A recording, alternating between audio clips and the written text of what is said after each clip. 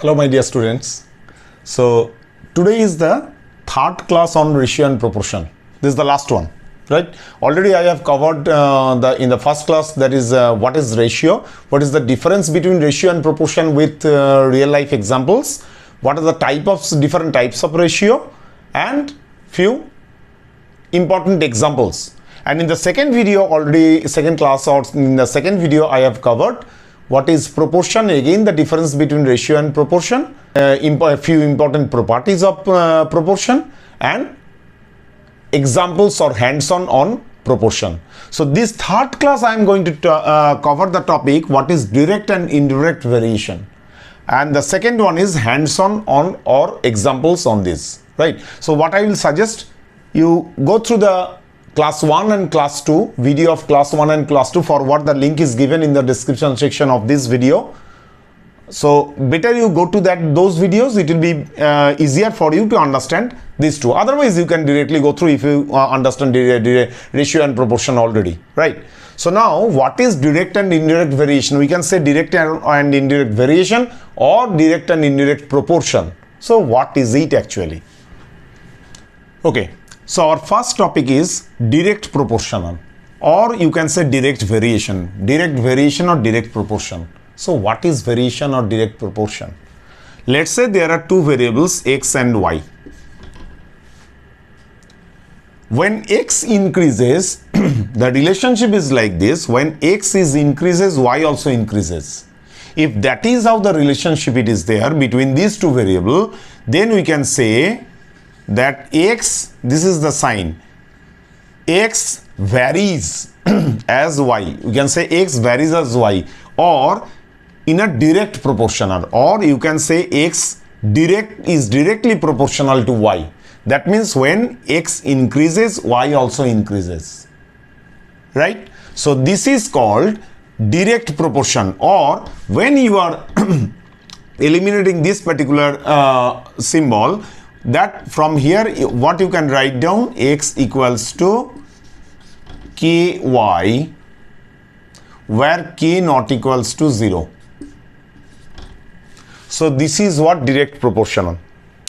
Directly proportional or direct variation means when two variables are given, one increases with the increment of the others in the same proportion. That is called directly proportional or direct variation. Just see this example. With a uniform speed, if one car is moving, that car is going 60 km in 2 hours, 120 km in 4 hours, 180 km in 6 hours. So what is so in that case what we can say, if the distance is variable x and time is variable y, that means here what you have seen, x equals to ky, x directly proportional to y, that means x equals to ky, that means x by y equals to k. That so for direct proportion, the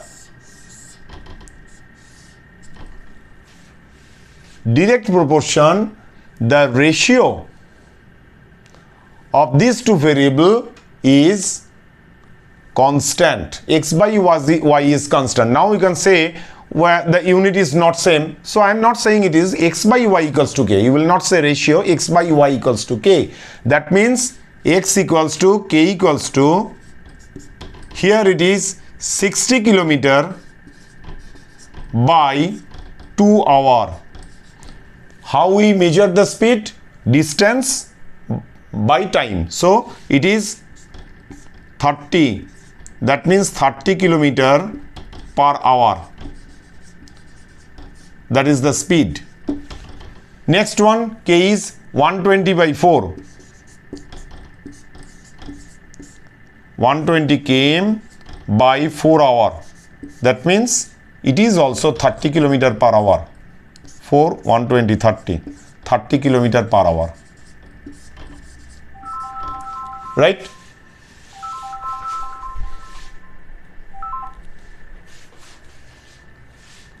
So it is 30 km per hour. Okay. So that means both the cases, and here also K equals to 180 km by 6, it is hour, that is 30 km per hour. That means for all the cases, distance is to time, it is same, that the speed, the distance covered by per hour, it is called speed, right? So all the cases, this ratio is 30 km per hour, where you can see the more the distance is covering, more the time is taking. So both the cases, distance is increasing 60 to 120, time is increasing from 2 to 4. Distance is increasing further to 180, time is increasing further from 4 to 6. And in which proportion? Everywhere the proportion is same, it is 30. What is the proportion? That means if it is increasing, both the variables are increasing, that means it is that these two variables are in directly proportional mode. So, and if it is in the same order, that is why the ratio of variable 1, variable x and variable y, that is fixed. This k value is 30 everywhere. So this is what directly proportional. And indirect proportional is when one variable, if one variable increases, then another variable decreases in the same proportion or reduces in the same proportion. Okay, let's understand the inverse, indirect variation or inverse proportion, whatever you can say. Now let's say for indirect or inverse proportion or variation, you can say indirect proportion or variation or inverse proportion or variation, right? What is this? If there are two variables x and y, now if x increases, y decreases, or the reverse one, if y increases, x decreases, right? Now let's say if x increases, then y decreases, and or if y increases, then x decreases. So inversely proportional. So there, how we can represent this? We can represent x varies as 1 by y. It is for direct proportional, it is x varies as y. Here it is x varies as 1 by y. That means you can say it is xy equals to k. X equals to k by y, that means x equals to k. You can say here another line, x equals to k by y. That means xy equals to k. So this is the relation, mathematical representation for two indirectly or inversely proportional variable relationship. So for direct proportion, what we can say, for direct proportion, it is x by y equals to k. It is for direct proportion or directly variation, and xy equals to k, it is for indirect variation or indirect proportion. Now look into this example. Earlier example, what we have seen, one variable is increasing, another variable is decreasing, and in which order? In the same proportion. Now for indirect variation, first of all, forget about the constant part. See, number of person, first row is number of persons, second row is number in days. 30 persons are completing a work in 60 days. When I am increasing the number of persons from 30 to 45, the days is decreasing from 60 to 45. When I am increasing further the number of person 40 to 50, then the number of days to complete the same work decreasing from 45 to 36. That means the more number of persons you are adding, the number in days that is reducing. So now in that case, what we have seen for indirect proportion. So this is an indirect relationship, indirect proportional relationship. So for indirectly proportional, x into y, that means the multiplication of the variable is constant. So that means here you can see xy for the first column, xy equals to 30 into 60 equals to 1800. Second one, xy equals to 40 into 60, 40 into 45 equals to 1800. And third one, is xy equals to 50 into 36, that is also 1800. That means for all the cases, the multiplication of two variable is a constant term where k equals to 800. Here k equals to 1800. So that means this is what the indirect proportional. There are a lot of real life example for both for direct and indirect proportional. X by y equals to k. X by y equals to k. This is for direct relationship. And when with the increment of one variable, another variable is decreasing, then those two variables are in indirect proportional mode, and there the relationship is x multiplication of those two variables, that is a constant term, xy equals to k. This is what you need to remember for this particular chapter, and all the problems that I am going to cover in this video, 3 or 4 problems, just this thing, nothing else. Sometimes it will not say whether it is direct proportional or indirect proportional. You need to apply your common sense also. Let's say I am giving one example here. For directly proportional, it is x by y equals to k. For indirect proportional, it is x y equals to k. Now in this example, the problem could be like this. This number is missing. You need to find out this number. Let's say these are not given.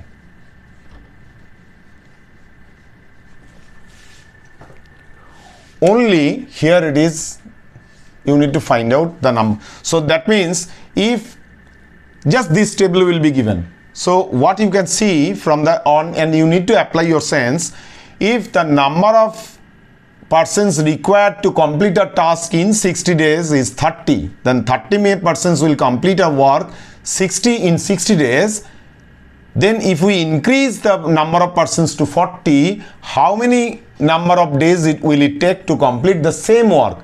You need to apply your sense that when I am increasing the number of person, then definitely the number of days required to complete the same work, it will reduce. That means that these two variables x and y are in indirect proportion mode. That means x into y equals to constant.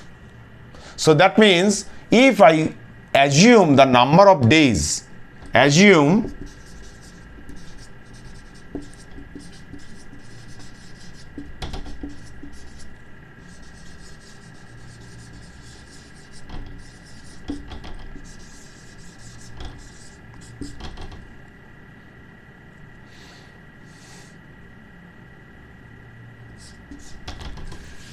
required number of days is x. That means if it is indirect proportional, that means what we can write down. So assume it is z. So xy equals to k. That means here it is k value. What is the k value? K value is from the first column, the k value is 30 into 60 equals to 1800. Now from the second column itself, if it is z, that means 40z has to be equal to 1800, because for indirect proportional the multiplication of the variable, it has to be same every cases. It is not only the increment of one variable will and the reduction of another variable, but in the same proportion. That means the value of this multiplication of these two variables should be same. So that means earlier we have found out this value is constant. Product of the variables are constant for indirect proportional. What is the constant value we have? I have found out it is 1800. So that means 40 into z equals to 1800, because I assume the required number of days, this one is z. That means this variable x into this variable y, 40z equals to the earlier one, 30 into 60, the constant terms, 40z equals to 1800. So z equals to 1800 by 40 equals to 45. So that means number of days will be 45. So answer is Z equals to 45. So not necessarily you will be able to understand from the table whether it is increasing or decreasing by looking into the figures. Sometimes the figures you can see straight away that okay, the figure is increasing and this one is decreasing, and the values are product values is same for two variables, then it is indirect proportional.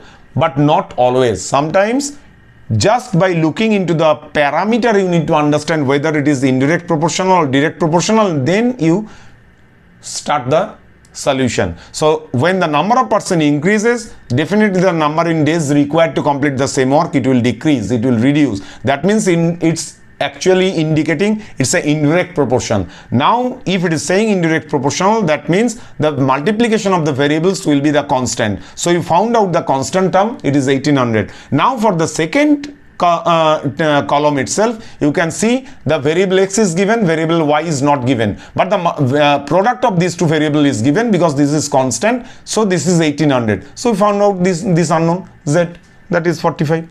Very simple, very simple. Let's say a table is given like this: length of cloth, that is in the first row, and cost in rupees. Length of cloth is in meter, that is in the first row. Cost is in rupees, that is in the second row. So to buy 10 meter of cloth, it is 40 rupees. Cost is 40 rupees. So what will be the length of cloth you can purchase in 100 rupees? So that means length of cloth, you need to forget about the table, just understand first. Length of cloth, when it will be increasing, the more you will purchase, the more you need to spend money. So the more the length of cloth is increasing means cost to purchase that cloth is also increasing. That means it is in a direct proportional. Now you need to see if it is into direct proportional, what should be the relationship. So for direct proportion, we can see the relationship is variable x by variable y. If these two are in direct relationship, that means x by y equals to k, or straight away you can remember like this also: x varies as y, that means x equals to ky, x equals to ky, that means x by y equals to k. So if I say like this, that means a by 100, second one, a by 100, because the variable x by y equals to k, a by 100 equals to the same proportion, it will be a by 100 equals to 10 by 40. So what will be the value of a? A equals to 10 into 100 by 40. So it is 1044, 425. So A equals to 25 meter. That means in 100 rupees you can purchase 25 meter of cloth. So just look into the table, understand the relationship between two variables, and then you evaluate whether it is direct proportional or indirect proportional, and then you see if it is direct proportional whether the ratio is it has to be same, constant, and if it is indirect proportional then the multiplication of the variable has to be same in all the cases. Let's say another is given, how much you can purchase, let's say for 300, let's say to purchase 50 meter of cloth, how much you need to spend. Okay, let's assume this as B. So already you have understood it is a direct proportional, right? So that means here 50 is to B equals to 10 is to 40. That means you can write down B equals to 50 into 40 by 10.